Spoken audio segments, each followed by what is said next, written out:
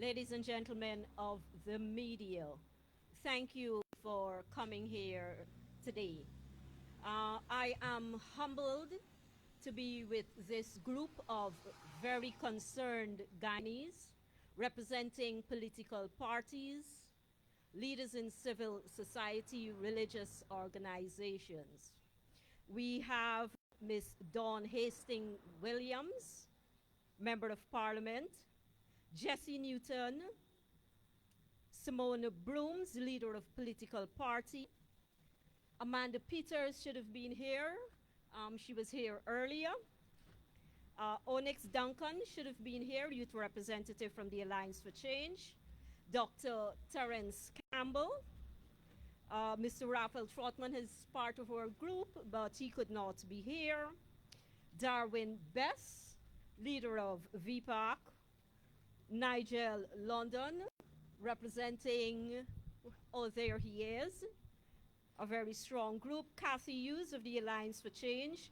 Louis Young should have been here. He was here earlier, and I'm sure he will be joining us a bit later.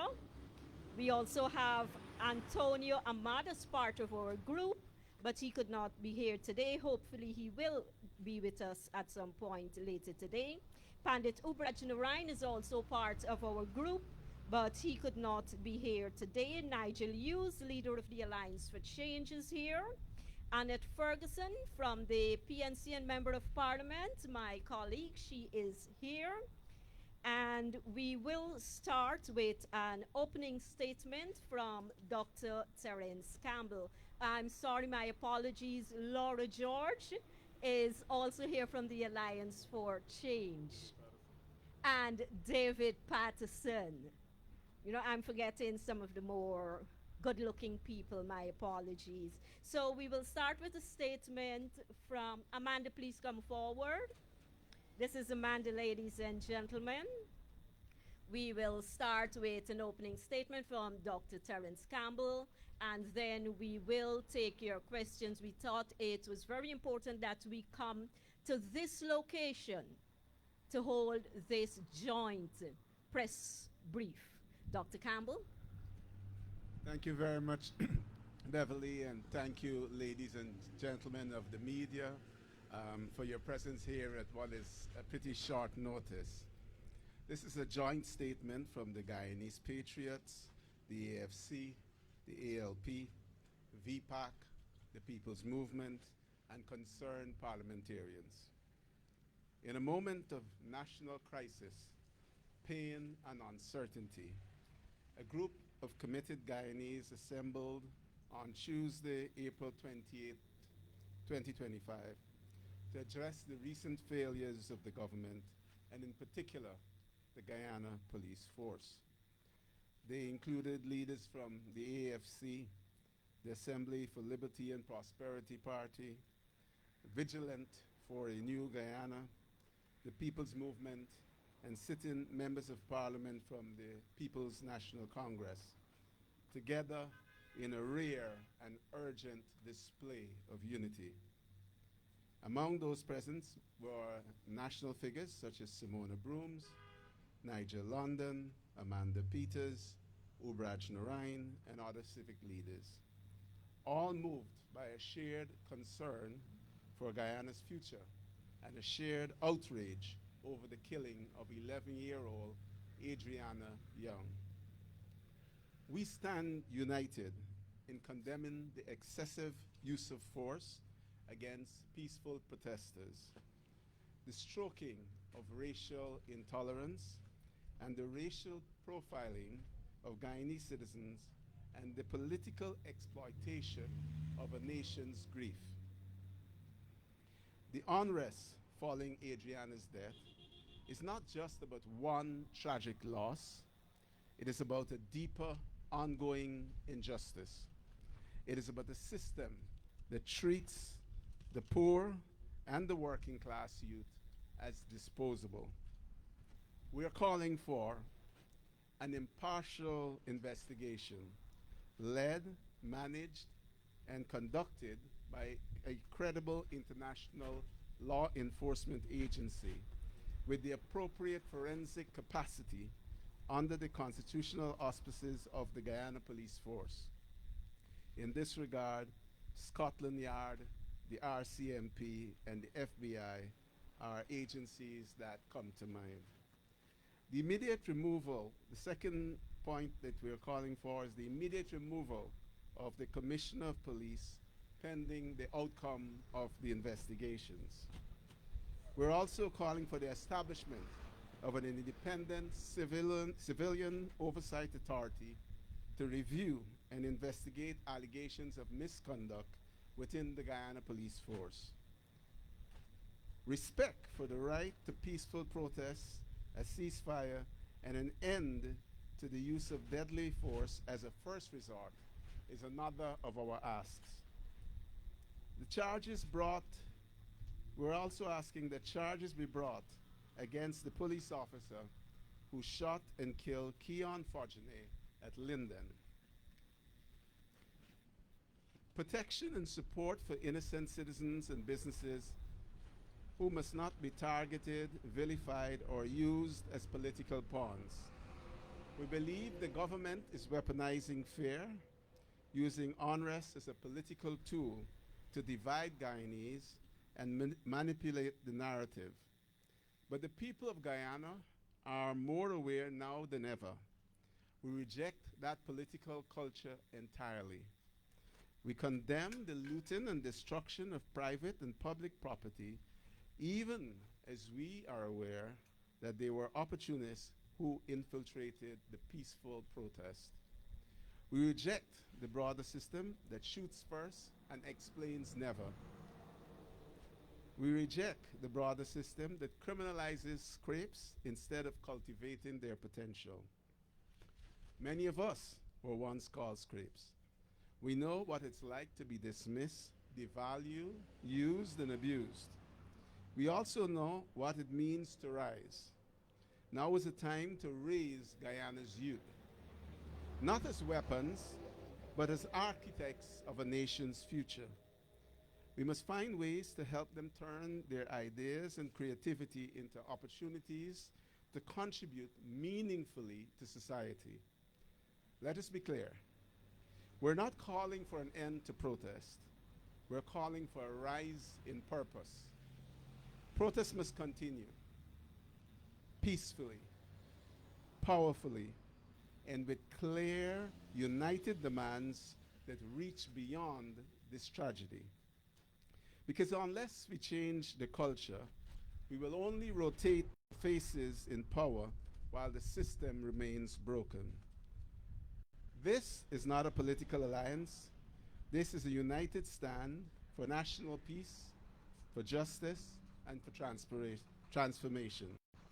Guyana must rise, and this time it must rise for all. And this is signed on behalf and by the Guyanese Patriots again, the Alliance for Change, the Assembly for Liberty and Prosperity Party, the Vigilant for a New Guyana, V-PAC, concerned parliamentarians, the People's Movement, Simona Brooms, and other civic leaders. Thank you. Thank you, Dr. Campbell. We will now be taking your questions, ladies and gentlemen. Of course, we ask that you observe the usual courtesy, identify yourself, the media agency you represent. I recognize a lady at the back before you, Travis. Svetlana Marshall from News Source.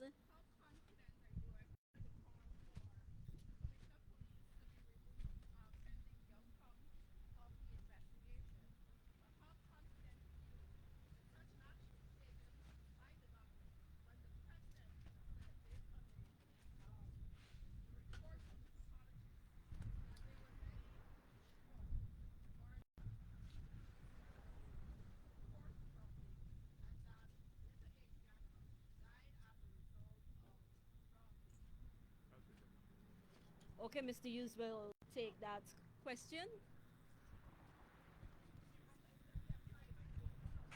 Sure. I'll leave it here.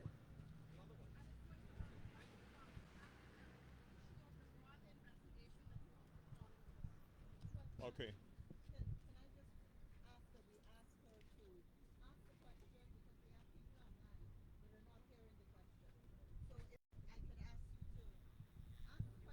And then we will get our response. Or step forward, sorry.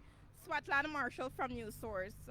The question is, we've seen the press conference by His Excellency President Irfan, and during the press conference it was indicated that based on the report of the pathologist, little Adriana Young died as a result of drowning, and the issue of forced drowning and murder was reportedly ruled out.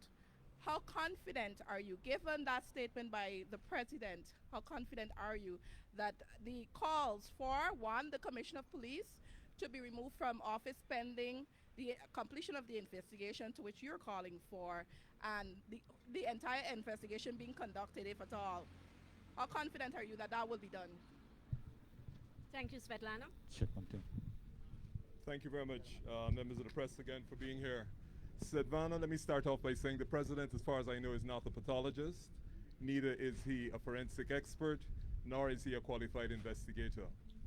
The only thing we know for certain, based on the report that came from Darren Wade, is that the cause of death was drowning.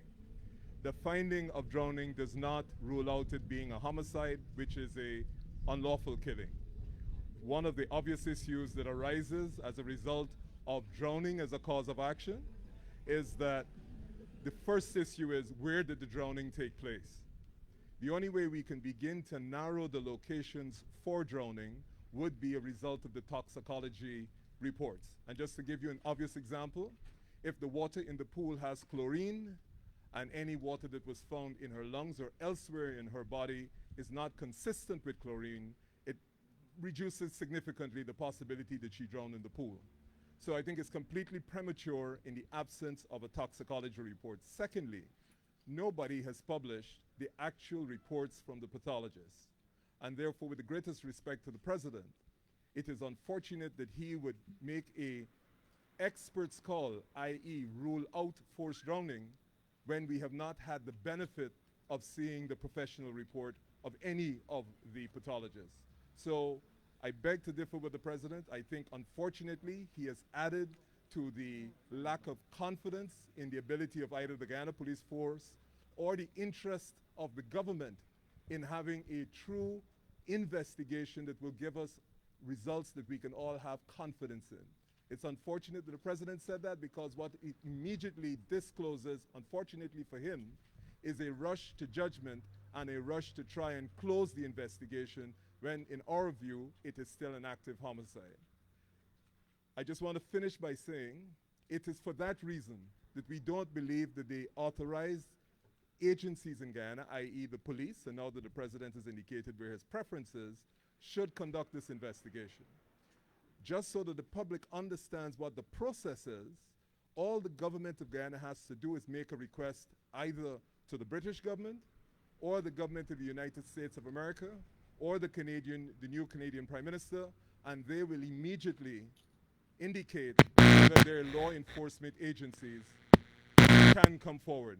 I am pretty confident that all of those will be willing to render assistance once they're asked. So it's a simple ask. We're saying to the president, even to clear the Guyana Police Force and the commissioner, have that assistance, because the police have demonstrated that they have an interest. Finally, in relation to Commissioner having to go, for the reasons that I have just said, and because of the actions of the Guyana Police Force even before this body was found, and most importantly, the complete absence of the commissioner during any stage of this investigation to provide any information, the complete absence of the Minister of Home Affairs to provide any information when speculation was rife, I think is, in addition to the other obvious reasons, those are reasons why he should go immediately. Thank you. Anyone else from my team would like to add anything to that? So we will take a question now from Mr. Travis Chase. Travis, please go ahead.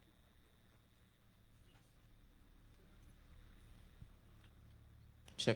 Thank you. Thank you, Travis. Travis Chase, Nightly News. I just have two questions. Would you rule out another autopsy?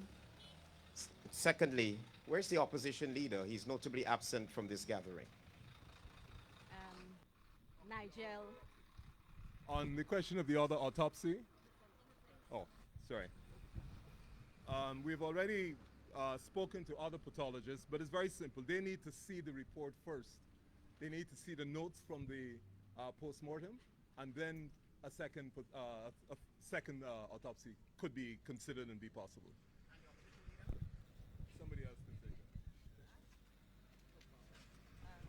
The leader of the opposition and also our colleagues in the APNU PNC were invited. Unfortunately, they couldn't make it today, but we are very honored to have my colleagues Dawn and also Annette right here. I guess the better question is, was a correspondence sent to the opposition leader to be present? Yes.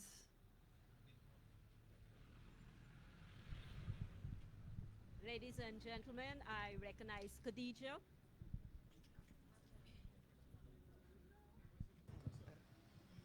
Good afternoon, Khadija Ba from Starbrick News. I have a question for Mr. Hughes. Could you say whether the autopsy report will be made public to put to bed a lot of the speculations as it relates to the difference in coverage? The family is saying that the autopsy report says one thing as well as Mr. Wade. However, the president is saying something else. Will this report be made public?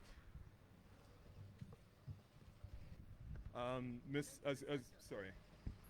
I think, as you know, Mr. Darren Wade is the attorney for the family, and that question really should be directed to him. What I can say is that we are providing support to him, and it certainly would be something we would encourage. But ultimately, it's a question for the family and Mr. Wade.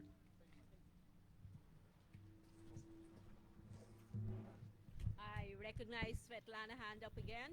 The cordless microphone, please. All right. Mr. Hughes, you're an attorney at law as well. The pathologists, according to reports that we've received, indicated that they were unable to state the time of death because of the state of the body. What are your thoughts on that? And secondly, the initial investigation conducted by the Guyana Police Force, of course, you know, initially the police said that the little girl was seen entering a vehicle so as to suggest or infer that this little girl may have ran away, or let me say, they said she was abducted, right? But how do you, or the parties here, see the kind of perception that was put there out in the public? And we've seen time and time again when teenage girls, children in general, go missing, there's a perception, especially for little girls, oh, they ran away. We saw also that there was an updated standard operating procedure. I don't know if you were able to get a copy of that or seen it, but what are your thoughts on that? Do you think it's sufficient to allow for when children go missing, the proper systems are in place and acted upon?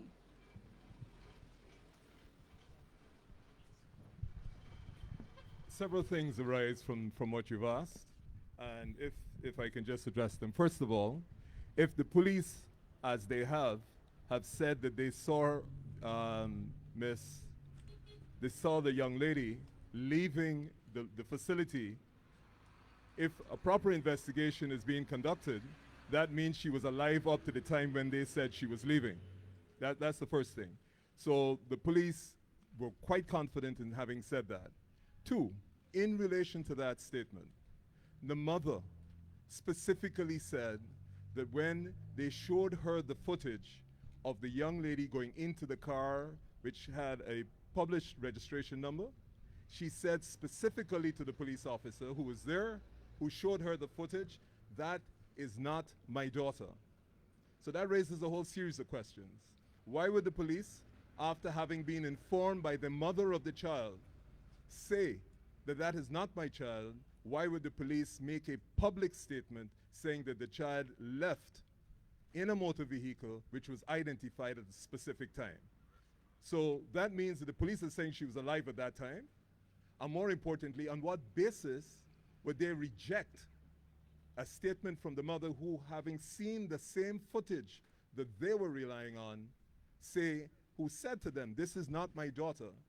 Why would they reject that? And the obvious question from the rejection is, what would motivate the Guyana police force not only to reject an identification or non-identification by the mother, but having rejected her statement, to go on to positively say that at a particular time, this young lady was alive and was seen leaving the compound. I want you to understand there are two issues here that have to be investigated and why we're asking for international assistance. One is the obvious homicide. Two is the fact that there clearly was either a perversion of the course of justice or there was an intentional interference with the objective of misleading the investigation into what was a missing person. That must be included in any terms of reference, because the police have to say why they would reject the mother's identification, issue a statement that is contrary to what she said, and what was their intention and motive. And they themselves cannot possibly conduct such an investigation. In relation to the revised SOPs, one, it is an improvement, but it is too little, and unfortunately in this specific case, too late. I think one of the things that is evident from not only this incident, from the shooting in Linden, and particularly the failure of the Guyana Police Force to carry out the recommendations of the 2013 COI, is that the Guyana Police Force is in need of a complete overhaul. They have had specific recommendations from the best in the Caribbean and the best locally. They've rejected that. So it's not just a question of passing an SOP. As a matter of fact, that's an insult, to hustle to pass an SOP in the hope that it will pacify the absolute rejection that the public has and the lack of confidence they have in the police. Which is? Okay. I'm happy you asked about the pathologist, because I just want the Guyana public to know that the only equipment that exists in any location where they conduct a postmortem in Guyana, whether it's Memorial Gardens or public hospital, is the gurney on which the body is rolled in. There's no other equipment at all in the country, and I say that not from hearsay. I say that from the fact that I have attended several postmortems. I know Dr. Singh has complained. The first request from the doctor, the very first request, is what's considered standard globally, an X-ray of the dead. And the X-ray should be done before the body enters the freezer, because of course then you have the most accurate X-ray result of the state of the body. Because once the body gets frozen, there are things that may change in the body. So to start with, it's an absolute scandal that we would not even have an X-ray machine available for the conduct of postmortem. Secondly, in relation to the findings, we have not seen a single report from any pathologist, not one. We're getting reports from people who said they spoke to them, and as far as I know, the president has not spoken to them.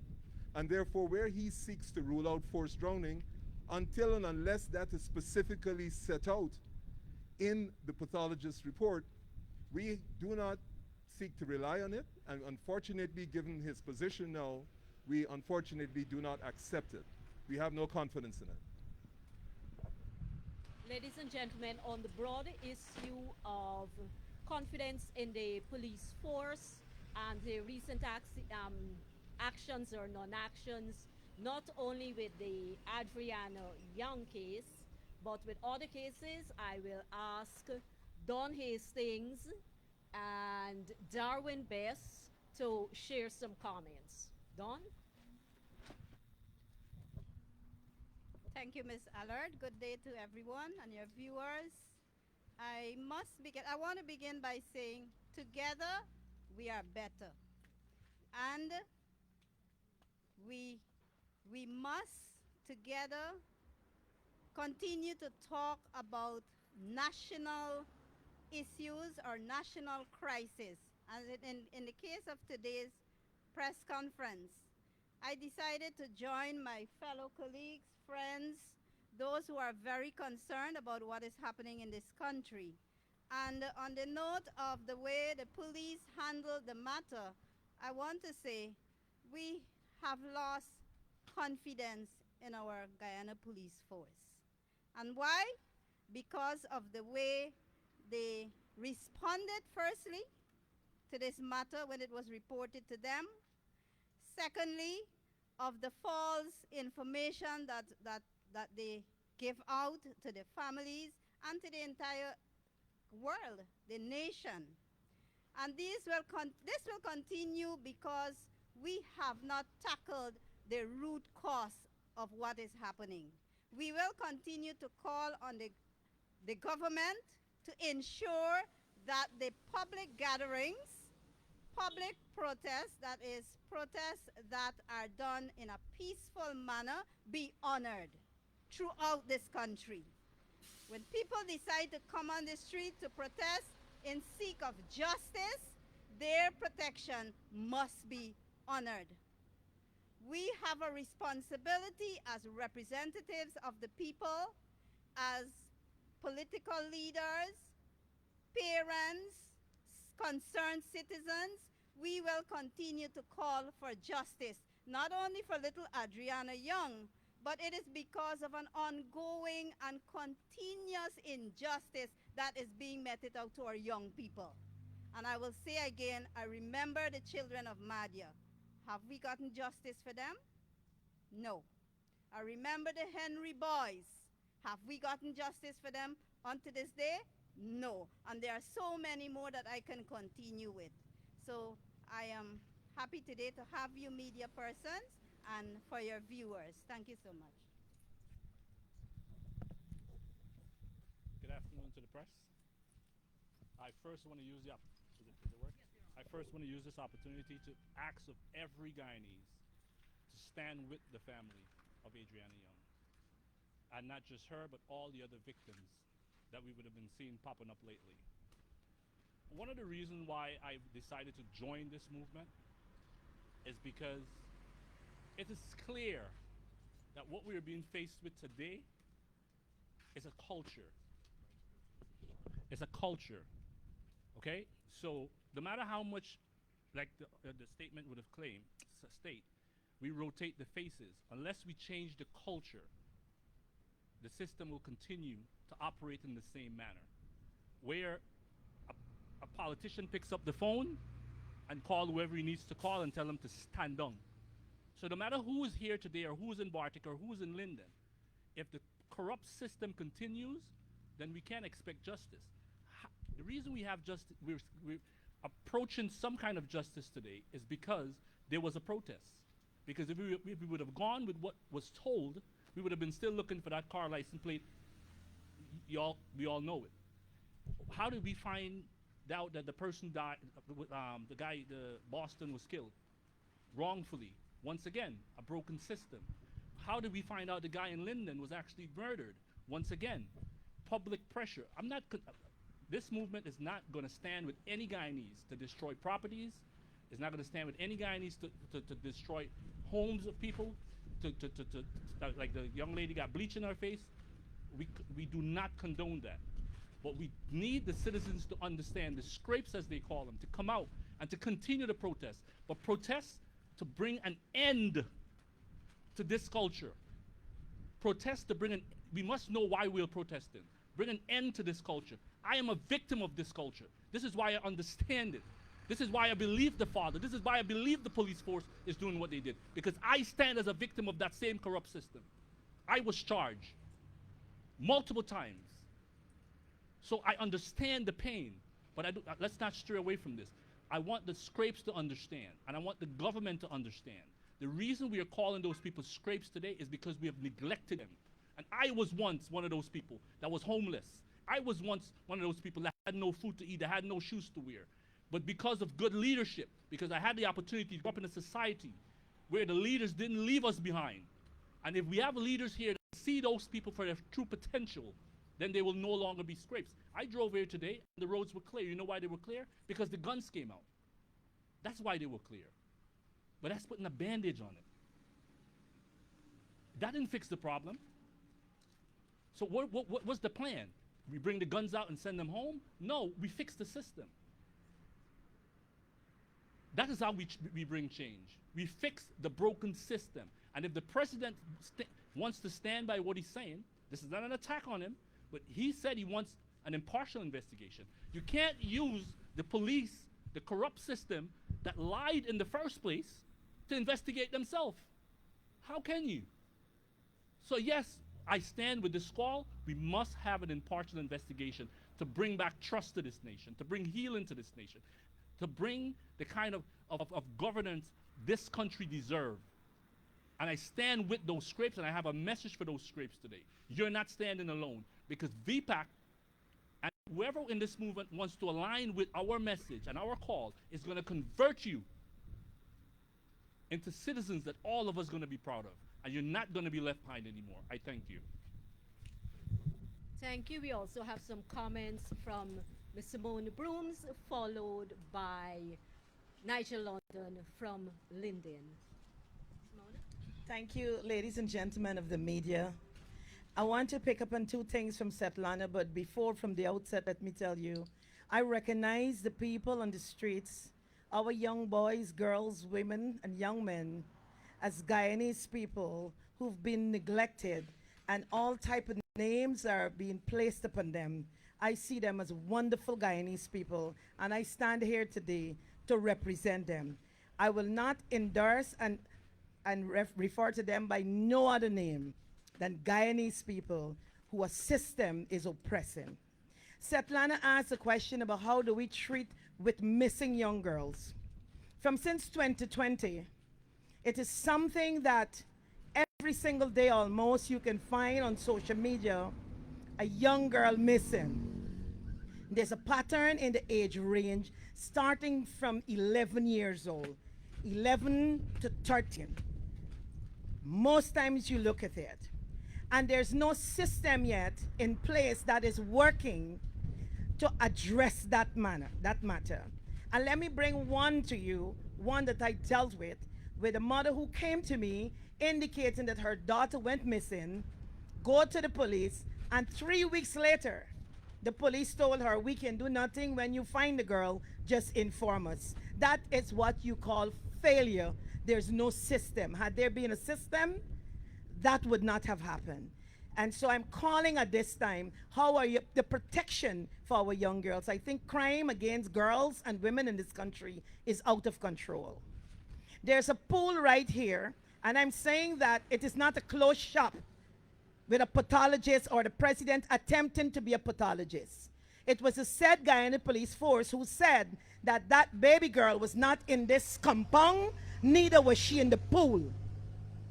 They had several persons. We had persons who operating as media also right here saying that that child was not in here. In fact, this premises was being protected by the said police force who was saying to the public and the parents, you're not allowed in here. She's not here. She is left in a car. For me, it is deliberate and it's a failure. And I am adding my voice, and I will continue to add my voice to this. I'm happy to be a part of this wonderful team here, that the Commission of Police must go. Don't start from the bottom. We have to take it from the top. The Commission of Police has been failing in several matters, several matters. And like Mr. Nigel Hughes and all of us, the young man from Linden, who we got eyewitness saying that, listen, I saw the police shot him in his eyes. Why this man is not charged as yet? I thank you. Thank you very much, ma'am, and thanks to the members of the media who are here, and also to the team of Patriots, Guyanese who understand that there's a cause. Travis, my brother, I was hoping you'd have asked whether or why a member of the People's Progressive Party is not here, since we should all be here standing to speak to matters of national interest and unity. However, since I'm from Linden, I came all the way here to speak to matters that affect us and that started before this unfortunate situation.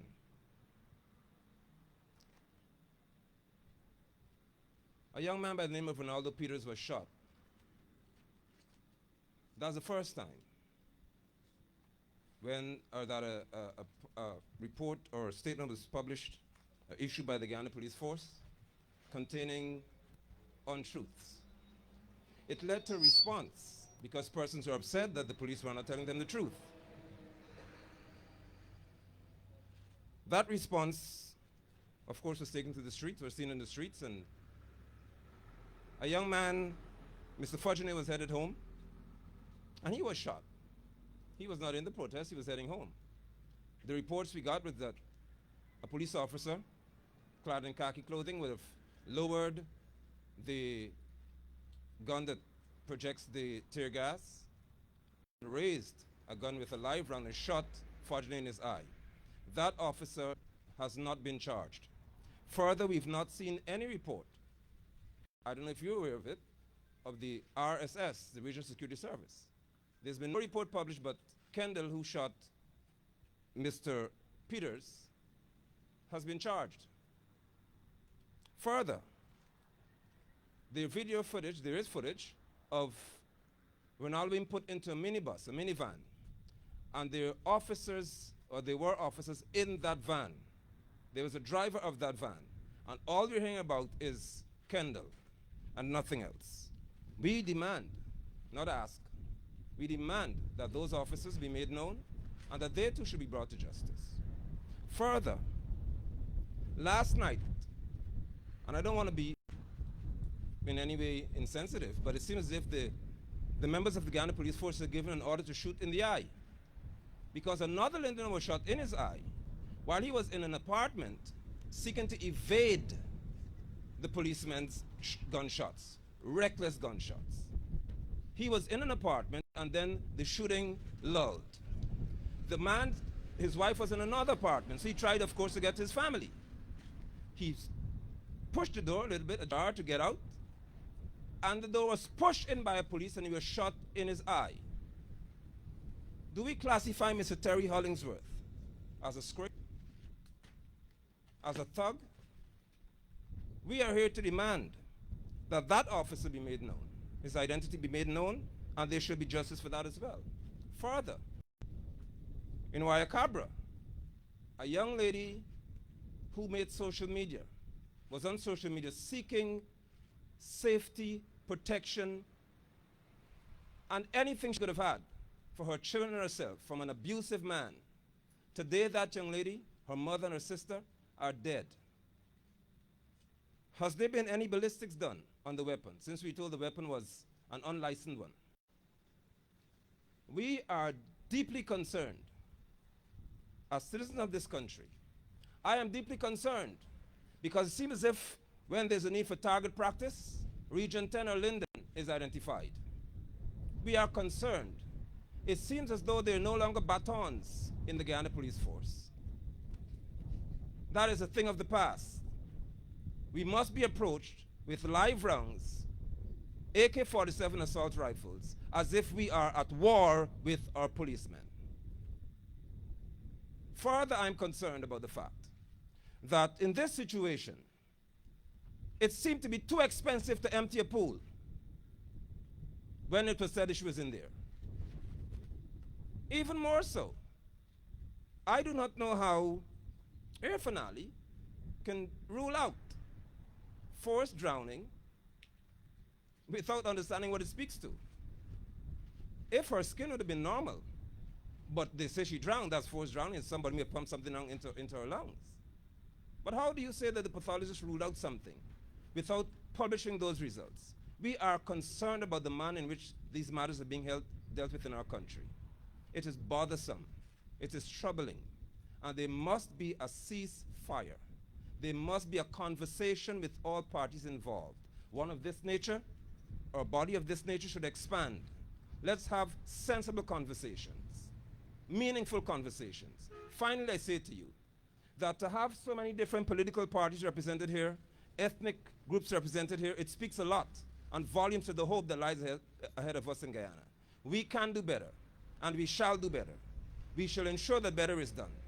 Clifton Hicken needs to go, but he is supervised by Robeson Ben. Why should he stay? Robeson Ben was appointed to cabinet by Air Finale. Why should he remain?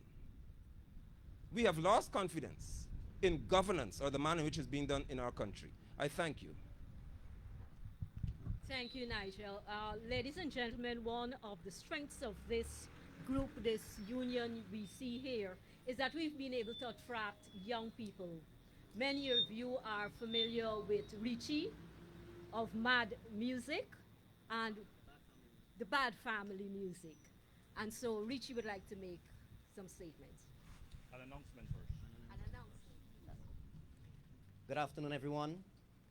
I'm here. My name is Ruiz Young, aka Richie Rich, producer, music, and video. I want to make something very clear to Guyana and to the world. I'm not taking this, what happened here, for an opportunity to say, oh, Richie came out, and this is not it. I am a father of 3 children, 2 daughters, 1 son. And what has happened here it broken me. I was in tears. Me, my team, as you guys know, I'm with Mr. Darwin Best. I've been 36 hours working day and night on an app that is designed for the Adriana alert.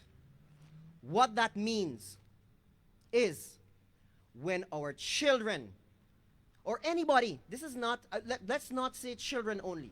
Let's say anyone that is missing your loved ones. This is it, your loved ones that is missing.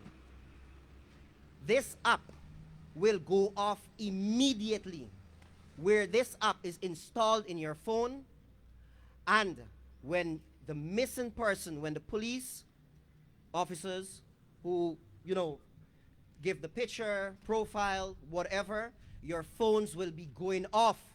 Plim, plim, plim, plim, plim, plim. Your phones, every technology. I want to, Digicel, e-networks, everyone, so please support this app. 2, that the same way how you guys put out, oh, we have this combo, or we have this this plan or whatever, I want you guys to affiliate yourself with this app and help us with this app. So when we triggered this this Adriana alert, it must reach the whole country, that when these persons that abduct or kidnap must be panicking, because this app, the whole Guyana will know that this person is missing. We've got permission from the father, right? Yes, we have permission from the father to launch this app. And 2, I want to make it clear that this is not a political something.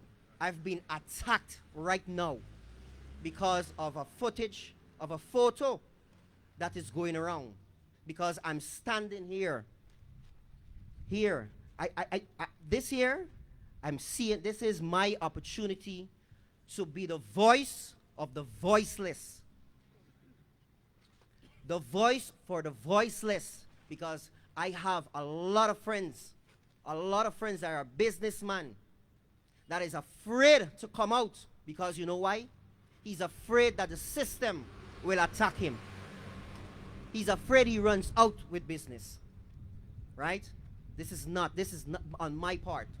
I am here standing with Mr. Doran Best and everyone here, and I want to thank Mr. Doran Best, because when I went to him, I asked him, Bab, and he said, hey, I'm not going to give you a plate of food, meaning that he's not going to give me money.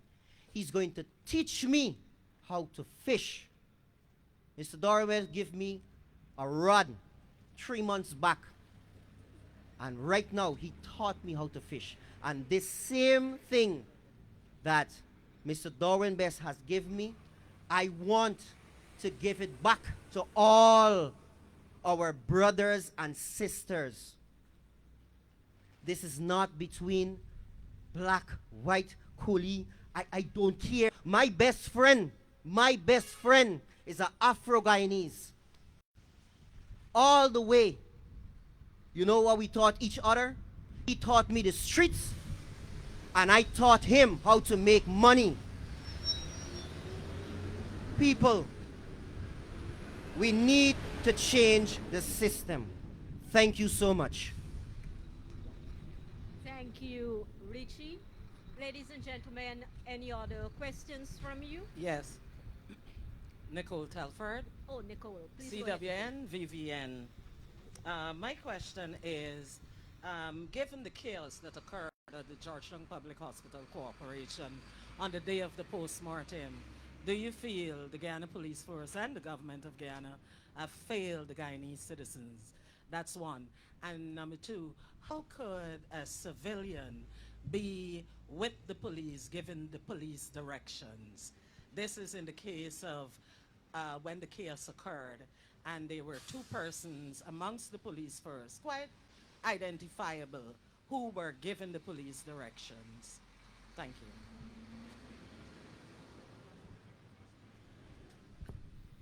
Sorry, that's okay. Thank you, Nicola. In relation to the chaos and crowd disbursement, in the standard operating procedures of the Guyana Police Force before 2012, and in the recommendations made by the Commission of Inquiry, the first step that has to be done when you want to disperse a crowd long before you go to arms is you have a banner that says disperse. That's in the standard operating procedures of the Guyana Police Force. It's been there for years, long before 2012. And in 2013, when the report came out, it re-emphasized the fact that before the police go to any higher level or any escalation of the methodologies they want, they have to have a banner that says disperse. So in relation to the crowd in front of public hospital, they should have clearly made evident disperse. Similarly in Linden, they should have done that. So even their own standard operating procedures, they have not abided by. I think one of my colleagues wanted to deal with the second. You want me to go ahead? Terrence will. Thank you, Mr. Elford, for that question. I think what happened here at Tuschen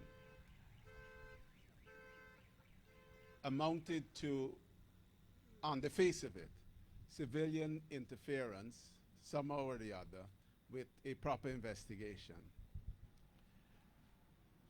And that ties in to the case that you just raised of a civilian being on the road with the police. In other words, what we are seeing is that the police force has been infiltrated and is now not under the control, in many ways, of the Minister of Home Affairs or the President, but it seems that there's dual control. There are different lines of reporting. They're reporting to civilians and in particular business people. I think what was worse is that one would have thought, after what the world watched here at Tuschen, that the police would have thought 1,000 times before involving a civilian in enforcement actions on the road. But obviously they don't care. And it leads me to the conclusion that this is being authorized, this undermining of the police force, this creation of a separate paramilitary force, private paramilitary force, is being authorized by someone higher up. We do not see, I do not care, you do not see private paramilitary forces operating in this fashion in any democracy. So we can rule out those who want to claim today that our democracy is not under threat. The evidence is clear and it's abundant that from the private paramilitary forces giving orders to the police. I understand there is a video with an individual giving orders to the police, shooting in the air, but I also had my own employees who said that they saw the police come up in front of GRA and could not pass because that private paramilitary force was blocking the road.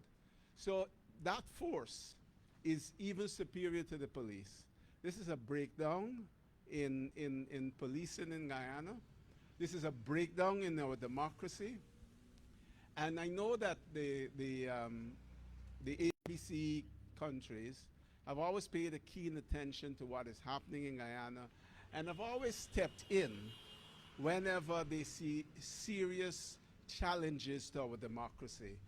And I will take this opportunity to call on them to support us, the Guyana people, whether it's by sanctions, cancellation of visas, but to signal, because they are seeing what is happening. And I'm calling on them at this point, because it does not matter. I have been speaking out. Over the last 3 months, we have seen the operator of that force involved in many questionable activities. In fact, the whole country knows this is why they were turned back at Lenora. I am calling on the ABC countries to step forward and help us suffering Guyanese by sending a strong message to the government about this private paramilitary force which is undermining our democracy. Thank you. Thank you, Dr. Campbell. Any other questions?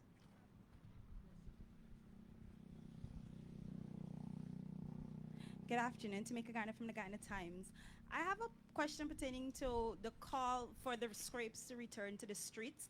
We saw several businesses being looted. We saw citizens being attacked. It's understandable that these are individuals that can be reformed and should be reformed. But in the meantime, as we call them back out to the street, what do you say to businesses and citizens that are terrified of persons returning to the streets and what they're doing to innocent persons? We saw a truck driver being attacked, several persons being robbed on the West Coast last night. What do you say to these persons who are afraid of those types of persons returning to the streets at this point in time? I think several persons up to now have indicated that they were agents provocateurs connected to one of the leading political parties that infiltrated the genuine, honest Guyanese who were outraged and started to create havoc and chaos. That has been, there's actually on social media video footage of some of those agents provocateurs. If the Guyana police force is remotely interested in redeeming a simple millimeter of its reputation, it will identify those people because there are thousands of cameras, including Guyana police force cameras on almost every single post. You can't drive above the speed limit without you being taken, and therefore they should identify the agents provocateurs. Prior to the police opening fire outside of the public hospital, that was a quiet, relatively peaceful gathering of citizens who were interested in finding out the results. The only persons who had an interest in not having the results of the post-mortem known would be those that have some other interest other than the truth. And therefore they created the circumstances by having the police open fire without even following their own SOPs so that a situation will occur. And the consequence of that is, if you start shooting people, there will be disruption. So in relation to businesses, I can certainly say that everybody here, and I think you've heard them, and the Alliance for Change made a public statement that we condemn the looting, we condemn the disruption. But you see, the reason for that disruption through the agents provocateurs is so that they can get all the citizens who want to legitimately protest not to protest. And we must not be put in a position where people who legitimately want to protest are afraid to go out because the agents provocateurs are there and they have been used to disrupt. This is clearly in the interest of one particular political party and nobody else. Mr. Hughes, before you go, I'm just trying to understand, in case I missed it, when was the call made for, quote unquote, the scrapes to return to the streets? I'm just trying to understand if I missed that. Two things. One, every single human being, convicted mass murderer, let's go to the extreme case, is entitled to due process. Everybody. It does not matter how heinous the offense is. That person is entitled to due process. When you start to define people other than human beings by using terms like scrapes, it is a pretext for people to use extrajudicial forces and power to take them out. So that's the first thing. Whether you like the citizens, don't like the citizens, they're entitled to due process. I have not heard anyone's call on the scripts. What I will say is I heard Mr. Darwin Best specifically say, one, he was once, would have been classified as a script. Two, we have to help each and every citizen do better. And it is the obligation of the state to be able to do that.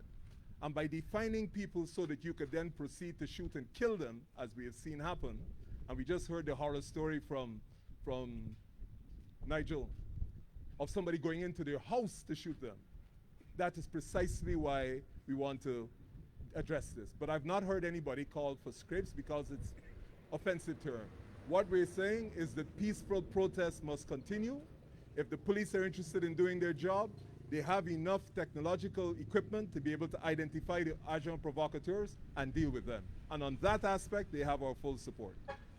As you mentioned that, just as a matter of interest, about 2 hours ago, they charged 2 young men with conduct that is connected to the disturbances in front of Lenora Police Station on the weekend. I personally saw these young men on Sunday, and let me tell you exactly what happened. They live opposite the police station in their mother's house. When the police fired tear gas and started to shoot, the entire crowd, this is above the Chinese restaurant, ran up the stairs through their house to escape the tear gas and ran out the back. There were 3 young ladies, 11, 9, and some other younger age, in the room. They panicked. They fled. The brothers who were on that veranda for the entire episode then went to look for their nieces. And in the process of looking for their nieces, not only were they arrested, they were also assaulted by the police and put in custody. I saw them at the station. They gave me the story. They were put in bail by the police the following day. Today they go to court and they are in jail, remanded. These are 2 people who were on the veranda looking on at what happened, lost their 3 nieces because the crowd ran through their house. No investigation. I brought this to the attention of Commander McBean. I brought it to the attention of Mr. Singh. And today they are going to jail for those facts. So when you want to ask about scripts, that's an example of what happens to you when you start to classify people as anything less than human. Ladies and gentlemen of the media, any other question? Oh, sorry, my apologies. I was looking back. Good afternoon, everyone. My name is Rohan Hope, aka Always Be You. And I can tell you, the first thing, when someone wants to control you, the first thing they do is to change your name. So we should make sure that we always address ourselves properly. But today's main concern is we were out there having peaceful protests. Peaceful protests. Travis, you know, we all were there together. And whatever happened out there that caused the SWAT team to come in, I think that the guns were one, and then one of the SWAT member gun-butted a female protester out there. That escalated the whole thing. But my thing is this. Why when we had protests here, in front of this same hotel, the SWAT team did not arrive? Why is it when we had protests at Leonora, the SWAT team, they came probably like hours in the night? My thing is this. Does it determine the location that you are, that the SWAT team comes? Based on the community that the SWAT team comes? Why is it that every time we having peaceful protests, the SWAT team always comes out and it becomes a violent scene? We are talking here, Guyana, this must come to an end. The tragedy that happened here and the cover-up from the Guyana police force, we condemn that. The Guyana police force needs to get this act together. And it can only get the act together if it starts from the top. The top is where the main concern comes from. And Mr. President, this is a message for you. You're making press conference and statements out there. I've seen you.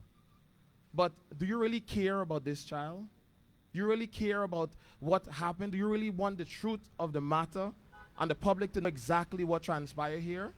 Let the system work. Keep out of this. Let the system work so we can have true justice, not just for Ariana, but for every citizen that had issues with the law. Let the system work. Keep out of it. Thank you. Thank you, ladies and gentlemen. I know we've had you here for quite a bit. I want to take this opportunity to seriously and sincerely thank you for being here, especially those of you who would have carried this press conference live, and I know there will be lots of reports coming out of this. So again, thank you, and to my team behind me, this is such an honor, such a privilege, and I know there is a lot more that we will be doing. Thank you. Let's shut down. We don't know who.